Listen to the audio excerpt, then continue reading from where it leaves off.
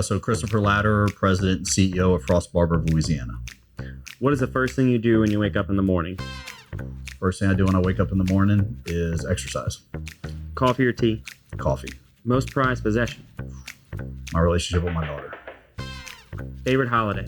Thanksgiving, which is upcoming, is one of my favorite. Be around friends and family and just good food, man. Why Baton Rouge? It feels like home. So I grew up in New Orleans, traveled all over the world as a kid, living in different areas, went to college at LSU. And no matter where I've lived, every time I cross that state line and get close to Baton Rouge in New Orleans, it just, something's always like, man, I'm back. And this was the best opportunity I could find to kind of relocate back here and be a part of the community. And it's something I really love. So. Shrimp or crawfish? Crawfish. Potato salad in your gumbo?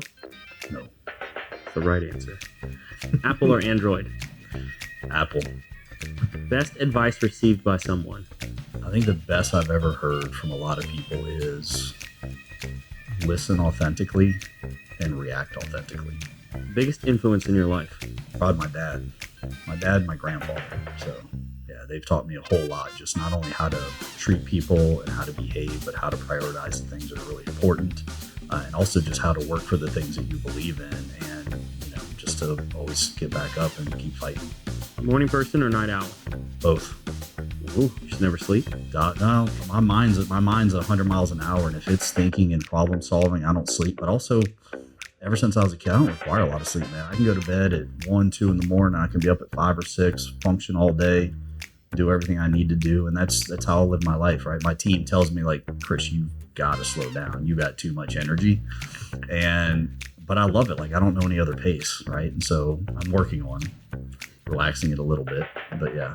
One trait you look for in new hires? That's tricky, man, because there's a couple, right? It's kind of hard to nail it down to one. But to me, kind of ethics and honesty. I think that's the building ground for everything, because most people that I've found that if they're truthful about everything, especially in the beginning, they'll have no problem coming to you when there's an issue, right? They won't hide it. They won't seek to push it out. They won't, try to push it onto somebody else.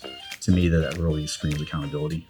And it starts to develop trust, right? And I use kind of these two metrics when I look at people that I work with and that work with me, and it's trust and performance. And I'm okay if it's low performance, but a high degree of trust, because I can work with that, right? If it's high performance, low trust, that's really, really hard to kind of recoach that.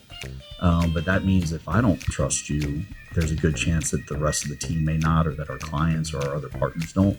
And that's hard, right? Because we all do this for one reason, and that's to create the best experience possible. And we've got to have that trust. One thing you tell your 16-year-old self? Enjoy the hard, right? So, when things are tough, that's where you grow. And so I would just say, just relish it, right? What is success to you?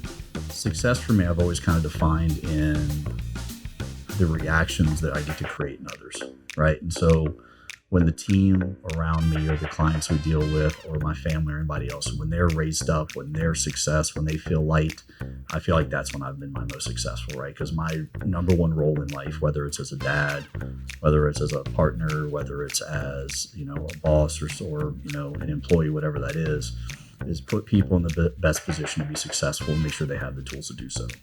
And I used to use this line all the time. I've coached growing up and I've been coached, and my rule was I never want to be somebody's last coach. Most important thing every entrepreneur starting out needs to know. Slow down and enjoy it. And I'll tell you, I need to take my own advice, right? So I jumped into this and I knew I was going to take time to relax, sit back for 6 months and observe. And it's hard, right? When your brain's always thinking, you see these little tiny things, but enjoy the process. Let the pace kind of dictate things. Don't try to run it all yourself.